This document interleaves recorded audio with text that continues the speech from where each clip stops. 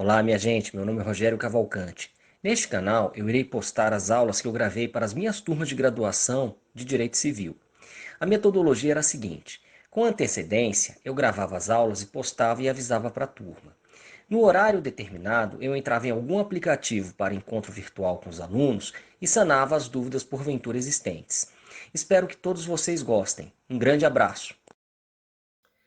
Olá, minha gente, bem-vindo à nossa aula de número 13, né? Hoje, se tudo caminhar bem, nós vamos acabar a nossa abordagem dos elementos acidentais. Vamos falar do termo e vamos falar do encargo, né? Só que antes, a gente tem que lembrar que a gente tratou na aula passada sobre condição, né? A gente teoricamente teria finalizado condição.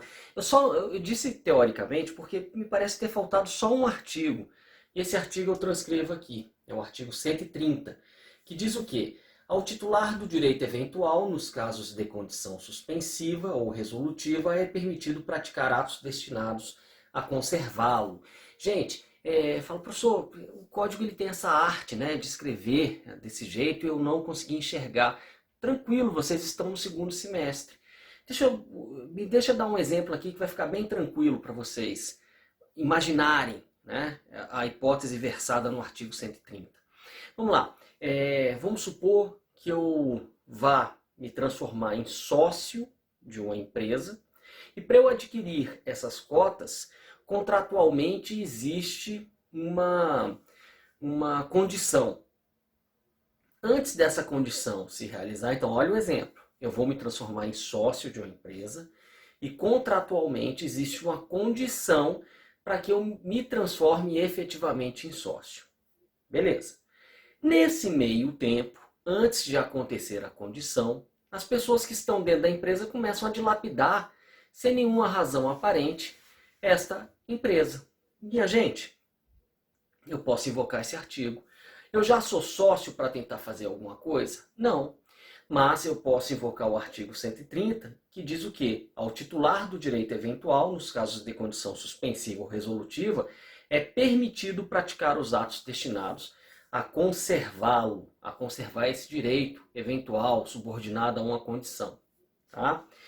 Bom, então vamos agora tratar de termo. Tá? O que é termo, gente? O termo ele está aqui no artigo 131. Né? Ele começa no artigo 131.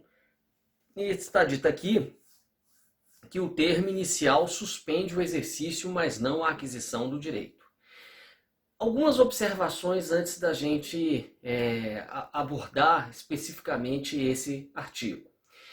Termo, só recapitulando, porque eu já falei sobre isso nas aulas gravadas e presenciais, é a cláusula que, derivada exclusivamente da vontade das partes, subordina a eficácia do negócio jurídico a evento futuro e certo. Tá? Difere da condição, porque a condição subordina a eficácia do negócio jurídico a evento futuro e incerto. De resto, os dois institutos são muito assemelhados. Os dois derivam da vontade das partes, os dois se referem a eventos futuros, só que a condição ela subordina a eficácia do negócio jurídico ao evento futuro e incerto, ao passo que o termo subordina a eficácia do negócio jurídico a um evento futuro e certo. Muito bem. Mas vocês podem ver que o artigo 131 ele fala de um instituto chamado termo inicial. Né? Lembram-se que na condição nós falamos sobre a condição suspensiva e resolutiva? A condição suspensiva é aquela que impede os efeitos do negócio até que eventualmente ela acontece. Quando ela acontece, os efeitos se fazem sentir. E a condição resolutiva é aquela que põe fim aos efeitos do negócio. De maneira assemelhada, nós temos o termo inicial, que é aquele termo que quando ele ocorre, o negócio passa a surtir efeitos, e nós temos o termo final, que é aquele termo que quando acontece, o negócio para de surtir efeitos. Tá? A gente pode dizer também, vocês vão ouvir muito falar, naquilo que chamamos de, nesse sinônimo de termo inicial, que é o termo aquó. Né? A gente também usa muito isso na prática. Qual o termo ACO do negócio? Significa qual o termo inicial do negócio. E eu posso perguntar qual o termo final do negócio, também chamado de termo ad quem. Tá? Então, termo ACO é sinônimo de termo inicial e termo ad quem é sinônimo de termo final. E vocês podem ver que aqui eu escrevo que entre o termo inicial e o termo final, nós temos um lapso temporal. Esse lapso temporal que se situa entre o termo inicial e o termo final, tecnicamente é chamado de prazo. Então, o que é um prazo, professor? Aquilo que a gente vai ouvir falar muito ao longo do curso, em direito processual, em direito material. O que é um prazo, professor? Prazo é o espaço de tempo situado entre dois termos, o termo inicial e o termo final. Bom, feitas essas observações iniciais, nós temos que o termo inicial suspende o exercício, mas não a aquisição do direito.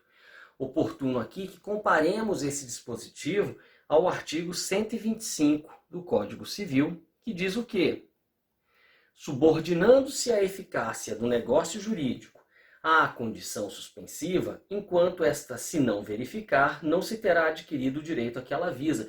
E a gente estudou no final da aula passada que esse direito a que ela visa é o que nós chamamos aqui de direito expectado. Então, no concurso que eu falei para vocês que eles cobram muito esse artigo 125, eles dizem assim, a condição suspensiva, ela suspende o exercício e a aquisição do direito. Ou melhor, colocando na ordem correta, a condição suspensiva, ela suspende a aquisição e o exercício do direito. Mas comparando o artigo 125 ao artigo 131, a gente diz que o termo inicial, ele suspende o exercício, mas não a aquisição. Então, se o negócio estiver sujeito a um termo, o direito já está adquirido, tanto expectado quanto expectativo. Agora, se o negócio estiver subordinado a uma condição suspensiva, o direito expectado só irá ser adquirido se a condição se realizar. Porque se a condição for frustrada, aquele direito não será adquirido. Ok?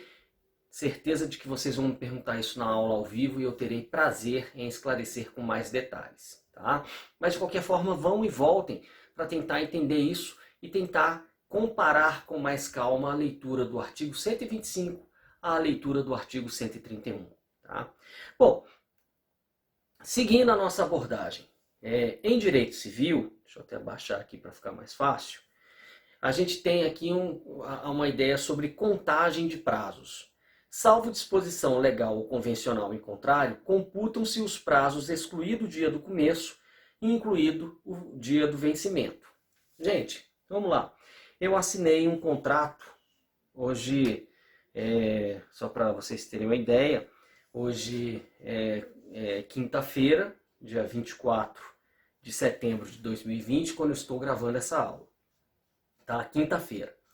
Então, vamos supor que eu assine um contrato me dando 5 dias de prazo para cumprimento. 5 dias de prazo para cumprimento. Como é que eu conto? Até quando eu terei prazo para cumprir esse contrato? Se são 5 dias, e hoje é dia 24, quinta-feira, eu vou contar assim. Hoje é o dia da assinatura do contrato, eu excluo. Eu começo contando de amanhã, sexta. Então vai ficar sexta, sábado, domingo, segunda, terça. Percebem isso? Então eu conto, mas tem um final de semana no meio. Não interessa. Olha só, salvo disposição legal ou convencional em contrário, computam-se os prazos excluído o dia do começo e incluído o do vencimento. Tá? Agora, isso é para o direito civil. Porque o direito processual, ele está contando os prazos em dias úteis. Então, se eu falar no direito processual, você tem 5 dias para cumprir essa determinação judicial, você vai contar só os dias úteis por força das regras de contagem de prazos estabelecidas no Código de Processo Civil. Tá? No Código Civil, direito material, a contagem é em dias corridos, eu não conto só dias úteis. Mas é sempre assim? Existe alguma peculiaridade interessante? Sim. Primeira peculiaridade é essa do caput do artigo 132. quando eu conto, se eu assino um contrato dando 5 dias de prazo para cumprir, assinei hoje, quinta-feira, né, eu vou contar assim. Eu excluo o dia do começo, que é a própria quinta-feira em que eu assinei, e começo a contar da sexta. Sexta, sábado, domingo, segunda, terça. Então eu tenho até terça-feira, inclusive, e eu conto a terça, para cumprir esse contrato. Tá certo? Agora vamos supor que eu tenha assinado esse contrato na sexta. Tá? Se eu assinei na sexta, e eu tenho em dias corridos, porque aqui também tem uma observação. O artigo 132 ele fala, salvo disposição legal ou convencional. Significa que as partes podem livremente estabelecer que a contagem dos prazos dos contratos delas serão feitos em dias corridos. Tem muitos contratos que fazem isso. Quando você vai comprar um móvel, ele fala assim, a instalação desse móvel na sua casa se dará em 20 dias úteis. Tem alguma irregularidade nisso? Claro que não. Tá tudo certo, pode ser assim. Mas no silêncio do contrato, essa contagem se faz de forma corrida.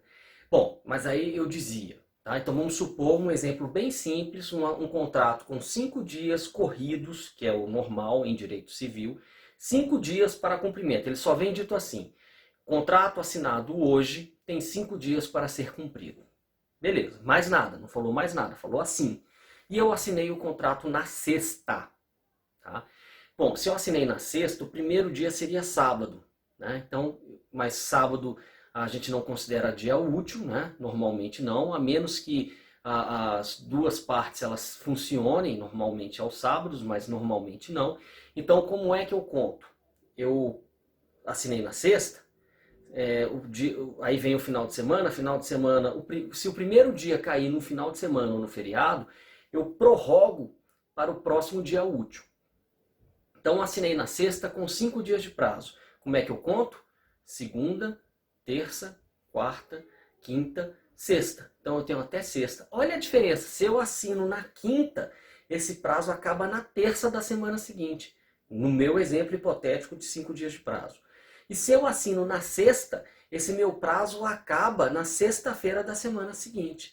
Por quê? Porque se o primeiro dia da contagem cair em final de semana ou feriado, ele é prorrogado para o próximo dia útil.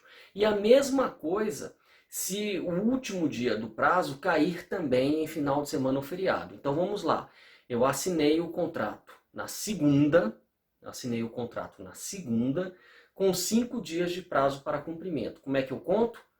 Terça, quarta, quinta, sexta, aí seria final de semana. Pulo e vai para segunda.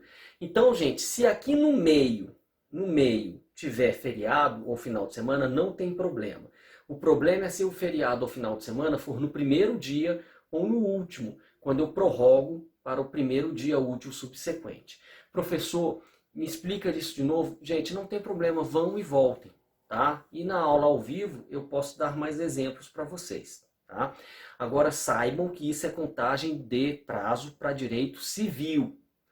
Processo civil, o código facilitou a vida e ele diz que a contagem dos prazos processuais civis, eles são feitos em dias úteis. Então, lá ele não vai falar, você tem 5 dias úteis para cumprir essa decisão. Se o juiz falar, você tem 5 dias para cumprir essa decisão, automaticamente você já vai saber que são 5 dias úteis. No direito civil, no direito material, se você assina um contrato dizendo que você tem 5 dias para cumprir esse contrato, é diferente do direito processual. A contagem aqui é em dias corridos. Então, ela vai só observar essa peculiaridade, se o primeiro ou se o último dia da contagem, eles vão cair em final de semana ou feriado, quando eles serão prorrogados. Mas os do meio, se caírem em final de semana, se passar por um final de semana ou por um feriado, não tem problema. Isso não atrapalha a contagem. Tá? Bom, parágrafo 1º, se o dia do vencimento cair em feriado, considerar-se-á prorrogado o prazo até o seguinte dia útil. Meado considera-se em qualquer mês seu 15º dia. Tá? Aí vem umas regrinhas, parecem receita de bolo. Meado, gente, dá a ideia de mear, de dividir por 2. O meado do mês é o dia 15. Meado considera-se em qualquer mês o seu 15º dia. É o dia 15. Tá? Mas por que ele coloca isso? Porque tem mês com 31 dias, mas tem mês com 28 dias. Então, para uniformizar, seja qual for o mês, se tiver no contrato que a data do vencimento será o meado, significa que será o dia 15. Tá? Parágrafo 3º. Os prazos de meses e anos expiram no dia de igual número do dia início ou no imediato se faltar exata correspondência. Então vamos lá. Se eu assinei um contrato, tá, no dia 10 de janeiro, com um mês de prazo para ser cumprido, esse contrato ele vai ter que ser cumprido até o dia 10 de fevereiro. Se eu assinei no dia 10 de fevereiro com um mês de prazo para ser cumprido, ele vai ter até o dia 10 de março. Beleza? É o número igual do mês correspondente. Né? Se for um mês, do mês seguinte, se forem 2 meses, 2 meses, 2 meses à frente, tá? Mas sempre o número correspondente. Tá? Agora vejam que interessante. Se faltar correspondência. Se faltar correspondência, é assim, o dia... Se eu assino um contrato dia 31 de janeiro, com um mês de prazo, eu não tenho 31 de fevereiro. Né? Então eu considero que esse contrato vai até o dia 1º de março. Isso está no parágrafo 3º. Os prazos de meses e anos expiram no dia de igual número do dia início ou no imediato se faltar exata correspondência. Falta exata correspondência porque eu não tenho 31 de fevereiro, então esse contrato vai até 1º de março. E se esse dia cair em feriado ou final de semana? Eu prorrogo para o primeiro dia útil seguinte. Então, se assinei um contrato dia 10 de março e no dia 10 de abril, eventualmente é um final de semana, eu prorrogo para o primeiro dia útil subsequente. Tá? Bom, os prazos fixados por hora contar-se-ão de minuto a minuto. Gente, em direito, o que ele quer dizer com isso? Ele quer dizer que é para você respeitar os minutinhos. Então, assim, eu te dou 2 horas para você cumprir esse contrato, a contar de 15h55. Então, vai acabar quando? Vai acabar 2 horas, vai acabar 17h55.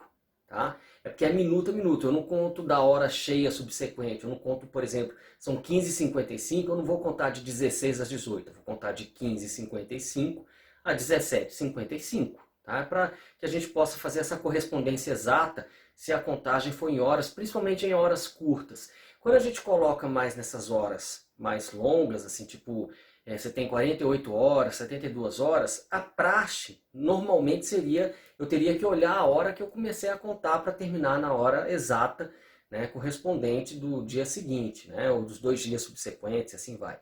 Mas as pessoas elas costumam ser mais condescendentes quando a contagem é em múltiplos de 24, né? Porque elas consideram como se fossem igual a um dia, tá?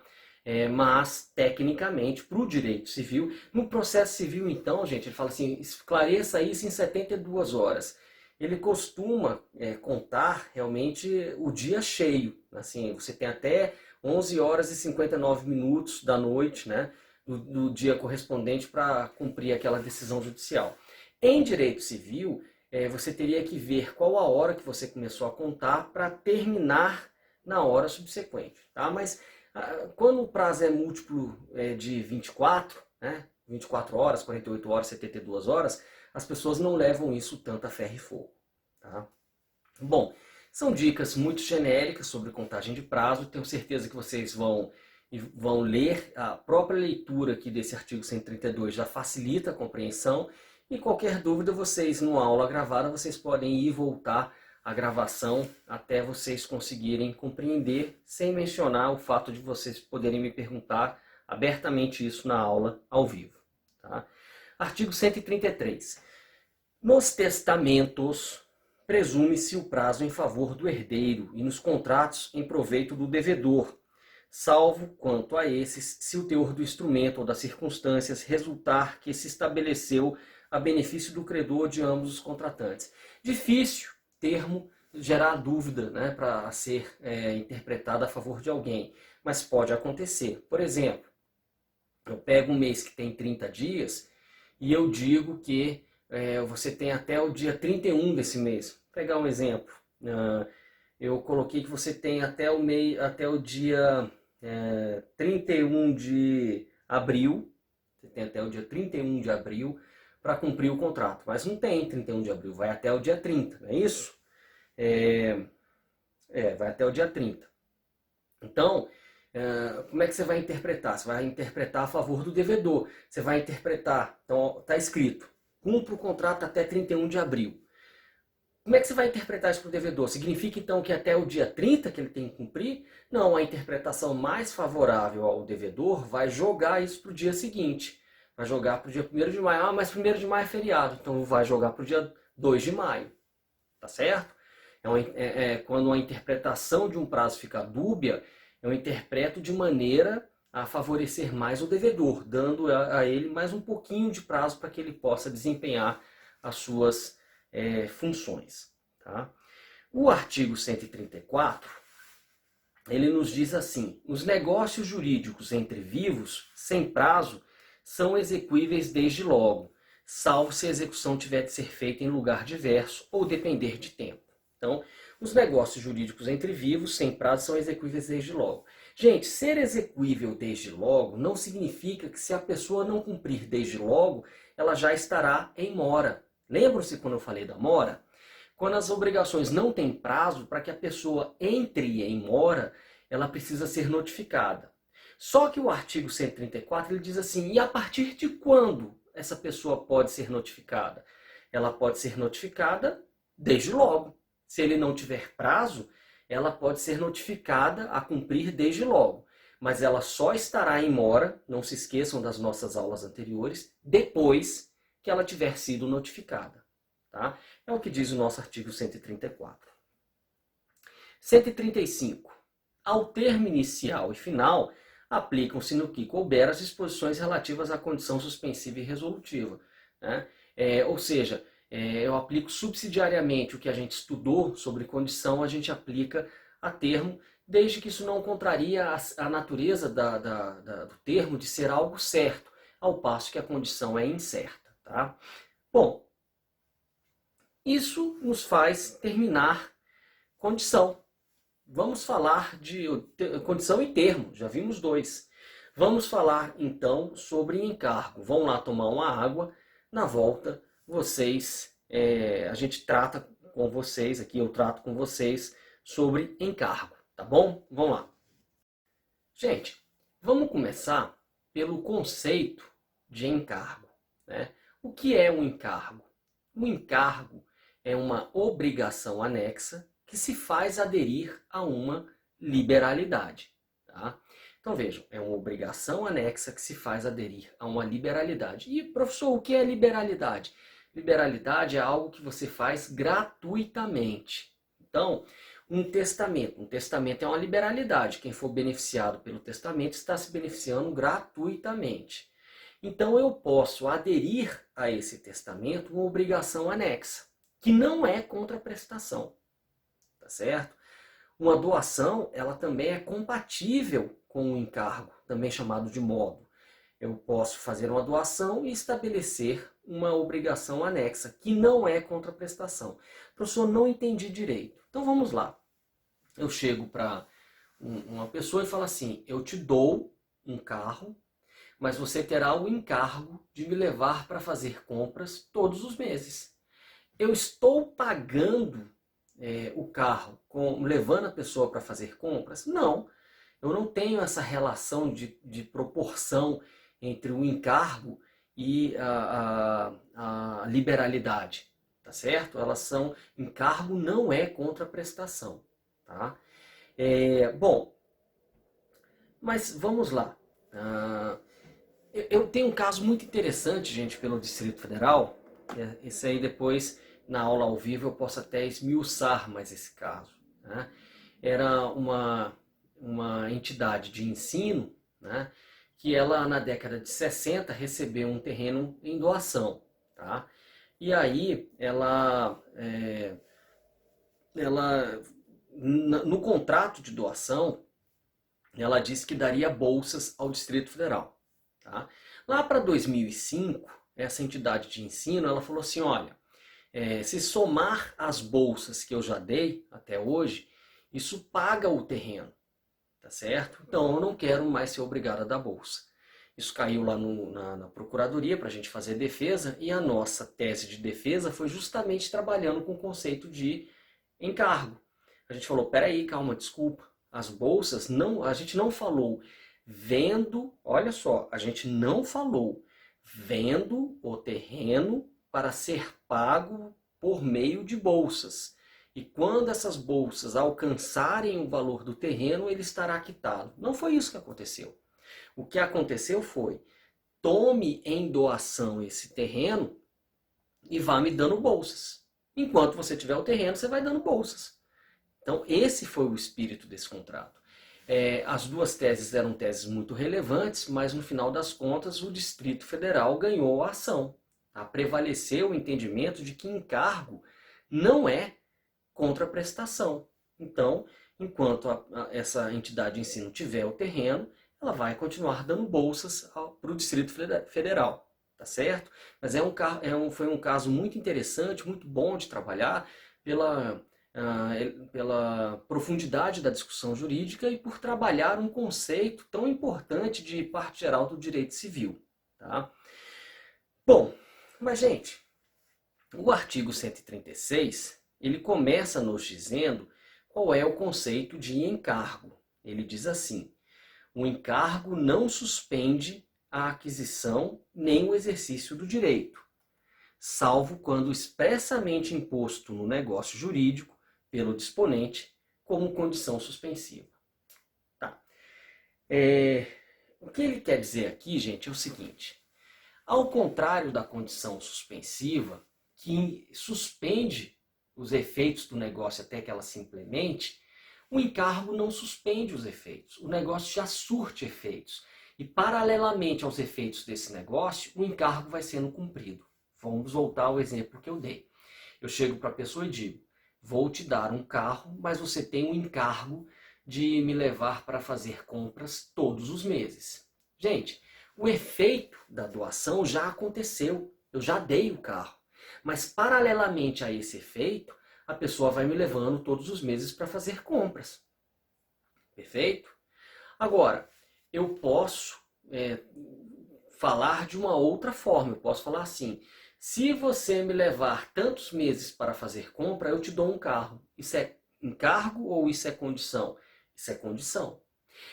Trazendo para um exemplo mais contundente, vamos pensar num terreno para a construção de um hospital. Eu tenho um terreno, sou um filantropo, sei que aquela área da cidade precisa de um hospital, e aí eu falo assim para um grupo de médicos, eu vou dar esse terreno para vocês com o encargo de vocês construírem um hospital. Então, como é que isso funciona na linha temporal? Na linha temporal, eu primeiro dou o terreno, essa doação já surte efeitos, e paralelamente a isso, esse grupo de médicos construirá um hospital. Tá? Agora, eu posso fazer diferente. Eu posso fazer o seguinte, eu chamo um grupo de médicos e digo assim, se vocês tiverem bala na agulha, se vocês tiverem cacife para construir um hospital, a gente já assina aqui uma escritura dizendo o seguinte, olha, é uma doação subordinada a uma condição. Se primeiro construírem um hospital neste terreno, assim que conseguirem o alvará de funcionamento desse hospital, eu farei a doação desse terreno. Ok, gente? Entenderam isso? Então, neste caso, o efeito prático foi o mesmo. Eu dei um terreno para construir um hospital. Tá? Mas, quando eu digo, toma o terreno e vá construindo, isso já é uma doação que já surte efeitos e, paralelamente, o sujeito vai ter que ir cumprindo o encargo. Agora, se eu falar, se você conseguir construir um hospital, eu te dou o terreno, isso não é mais encargo. Isto é condição suspensiva. Então, o que a lei está dizendo é, leia o contrato e veja como foi redigido, porque às vezes no frigir dos ovos, a finalidade prática pode ser alcançada das duas maneiras. Só que a depender de como foi redigido, você vai interpretar o que foi redigido como um encargo ou você vai interpretar o que foi redigido como condição. Lendo mais uma vez o artigo, ele diz: o encargo não suspende a aquisição nem o exercício do direito, salvo quando expressamente imposto no negócio jurídico pelo disponente como condição suspensiva. Ok, minha gente, então vamos lá. Para finalizar a matéria do semestre, ou do semestre não, do bimestre, né, da primeira prova, né, nós temos o artigo 137. Lembram-se que a gente ficou vendo o que é que acontecia com a condição ilícita, qual era a consequência dela para o negócio? A gente faz um raciocínio parecido com o encargo. Né? Aqui nós temos o artigo 137 que diz: considera-se não escrito ou encargo ilícito ou impossível, salvo se constituir um motivo determinante da liberalidade, caso em que se invalida o negócio jurídico. A pergunta é: qual é a consequência de um encargo ilícito ou impossível para o negócio? 1. Anula todo o negócio. 2. Não anula o negócio, ele apenas é considerado como se não tivesse sido escrito. Gente, depende. É a resposta mais clássica do direito. Depende. Mas depende do quê, professor? Depende da importância desse encargo para o próprio negócio. Vamos lá, leiam aí o artigo comigo. Considera-se não escrito um encargo ilícito ou impossível, salvo se constituir um motivo determinante da liberalidade, caso em que se invalida o negócio jurídico inteiro. Né? Então, gente, a pesquisa que eu tenho que fazer é, vejam aí, calma, escutem bem o que eu vou falar. Olha só, eu já faria um negócio, independentemente do encargo, e eu pus o encargo de lambuja, eu pus o encargo como um plus. Se a resposta for sim, eu já faria, eu já estava interessado em fazer esse negócio e pus o encargo como um plus, o encargo ilícito, nesta hipótese, não invalidará o negócio. Agora, se ao perguntar isso, você me disser, não, eu só fiz a doação porque eu sabia que essa doação teria um encargo. Se não tivesse o encargo, eu não faria a doação. Neste caso, se a doação só foi feita por conta do encargo, o encargo ilícito invalidará o negócio como um todo. Professor, pelo amor de Deus, exemplos. Vamos aos exemplos. Vamos lá. Vamos pegar esse último que eu acho que é o mais complicadinho, né? A doação só foi feita por causa do encargo. Sendo assim, o encargo ilícito invalida a doação inteira. Vamos lá, gente. O exemplo do hospital. Eu chego para um grupo de médicos que eu não conheço direito e falo assim, olha, eu vou doar um terreno para vocês com o encargo de vocês construírem um hospital. Eles toparam. Doei o terreno e aí eles foram correr atrás dos atos administrativos que permitiriam a construção. Foram pegar um alvará de construção. Quando eles foram aqui, a prefeitura ou a administração regional, no caso do DF, né, da cidade onde eles iam construir, o agente público olhou para eles e falou assim, não, eu não vou dar alvará de construção porque esta área que foi doada, ela está intacta e pelas regras ambientais ela é uma área de proteção permanente que não sustenta nenhum tipo de construção, muito menos de um hospital. Tá certo? Então, gente, olha só, eu dei um encargo aqui impossível para eles. Eles não podem construir um hospital numa área de proteção permanente. Tá, a pergunta é, qual a consequência disso? Vamos lá usar a receita de bolo que eu passei para vocês. Qual é a análise que é feita? Você tem que perguntar, Rogério, você doaria você doaria o terreno de qualquer jeito, mesmo que eles não pudessem construir um hospital, ou você só doou o terreno pensando no encargo, pensando na construção do hospital? Quando me fizerem essa pergunta, eu vou falar assim, eu só doei o terreno porque eu queria que o hospital fosse construído. Se eu soubesse que o hospital não podia ser construído, eu não doaria o terreno. Ah, então olha aqui, considera-se não escrito o encargo ilícito ou impossível, salvo se constituir um motivo determinante. É aqui, ele constitui um motivo determinante da liberalidade. E neste caso, ele invalida a impossibilidade do encargo, invalida o negócio jurídico inteiro. Então, voltando ao nosso problema, eu doei o terreno falando para os médicos, tomem esse terreno e assumam o encargo de construir um hospital. Eles tentaram, foram de boa fé, mas o poder público proibiu a construção, disse que era impossível construir. Logo, o encargo é impossível. Mas eu não faria a doação se eu soubesse que esse encargo não poderia ser cumprido. Logo, tudo se anula. O terreno volta para mim, eu deixo ele intacto lá, mas esses médicos não serão mais donos deste terreno. Agora me dá o exemplo da outra hipótese, professor, aquela em que o encargo não é a razão preponderante para essa doação. Vamos supor que eu já estivesse mandando várias mensagens para o meu filho, dizendo, você vai completar 18 anos, quando você completar 18 anos você vai ganhar um carro, é importante você ter um carro para você se deslocar, para você levar as suas irmãs para os locais, para você fazer tudo que tem que ser feito, né? Você vai ganhar um carro, tá? Mas aí, quando completou 18 anos, eu falei, cara, eu não vou deixar isso tão fácil assim não. Eu vou impor a este meu filho que ele se converta para a minha religião, né? E frequente o mesmo culto, a mesma missa, a mesma liturgia que eu frequento, tá certo? Gente, isso fere a liberdade religiosa, eu impor algo assim, né?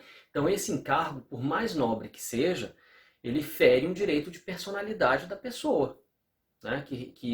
A quem foi imposto esse encargo, né? Então o encargo ele é ilícito.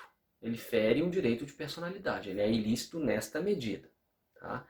Bom, e aí a pergunta é, já que o encargo é ilícito, qual é a consequência dele para a doação? Pergunta, eu já doaria esse carro de qualquer forma para meu filho?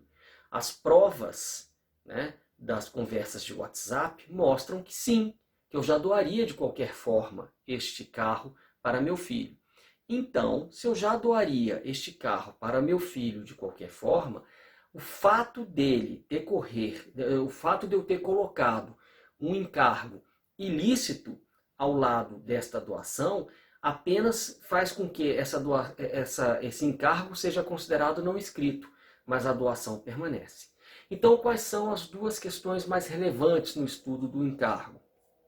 Lembrar que encargo não é contraprestação e que, portanto, ele não precisa ser do mesmo tamanho ou maior ou menor do que a liberalidade recebida. Isto é irrelevante para o encargo, pelo menos no ordenamento jurídico brasileiro. Existem ordenamentos jurídicos que proíbem que o encargo seja maior que a liberalidade, mas no brasileiro não há esse tipo de vedação. E eu acho correto o pensamento brasileiro. Eu acho que o encargo realmente ele não é contraprestação. Ele desnaturaria a ideia de uma doação se ele fosse contraprestação. Deixaria de ser doação e passaria a ser uma compra e venda parcelada em 50 anos. Tá? Então essa é a primeira observação. E a segunda observação que eu quero que vocês prestem atenção é para o impacto do encargo ilícito ou impossível para o negócio. Se a liberalidade ela já aconteceria de qualquer forma e o encargo foi acrescido, mas o encargo não é algo que foi preponderante para você fazer a liberalidade, o encargo ilícito apenas é considerado não escrito e eu mantenho a liberalidade. Agora, se eu só fiz a liberalidade como uma consequência da inserção desse encargo, e este encargo se revela ilícito ou impossível, faz sentido eu apagar o negócio inteiro, porque a minha vontade diz que sem o encargo eu não gostaria de ter feito essa liberalidade, logo ela toda se apaga. Ok, minha gente? Com isso nós encerramos a matéria do bimestre e nós certamente na segunda aula ao vivo da semana nós vamos fazer uma mini revisão para a nossa prova. Tá bom, minha gente? Um grande abraço para vocês. Obrigado pela atenção.